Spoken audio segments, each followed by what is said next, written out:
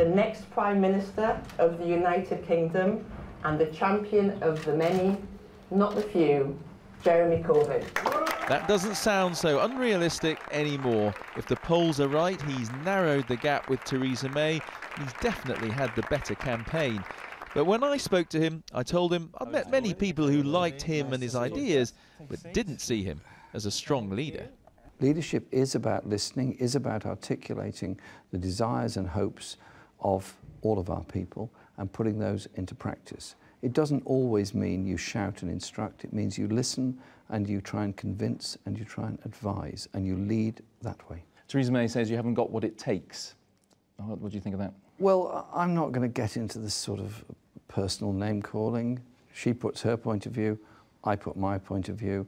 Let the people decide which programme they preferred. Now I'm going to put something to you that you're familiar with from your own style at Prime Minister's Questions. Questions from people. Sure.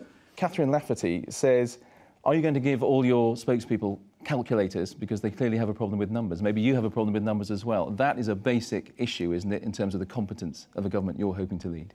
All of my team are fully advised. Everyone is fallible and occasionally makes mistakes on numbers. Is that good enough? If you want to be the government, you want to be the Prime Minister? Listen, we've got a programme out there which is fully costed, is fully funded and will transform our society. Let's talk about costings. The Institute for Fiscal Studies, who many regard as the premier number crunchers in the country, say you are not being honest with the British people, that you can't cover the spending you want to put in place simply by taxing the top 5% and taxing the corporations. They say you'll have to tax other people. That is not the words they used. What they said was they couldn't cost the effect of some of our new taxes because they are new taxes and there's no model to put them against, such as the overseas property tax. Now, I know that you and your colleagues often cite the Institute for Fiscal Studies when it suits you. It sounds as if when it doesn't suit you, you just say they've got it wrong.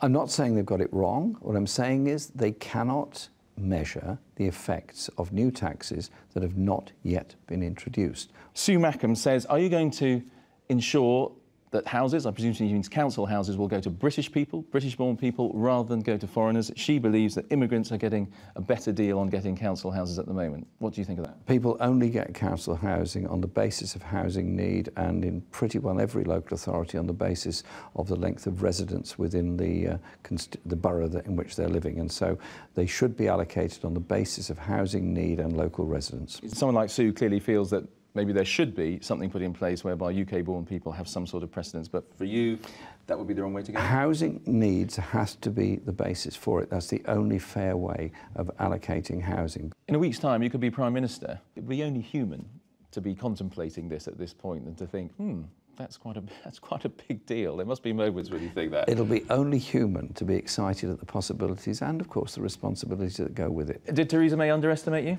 Well, I think one should always look at people in the round and see their strengths and see their weaknesses and see their possibilities and always treat people with respect. She didn't respect you? I respect her. I'm sure she respects me. If you are elected, by the end of the next Parliament, you'll be pushing 73. Would you serve a full term? I'm very fit, healthy and happy. Don't worry about me.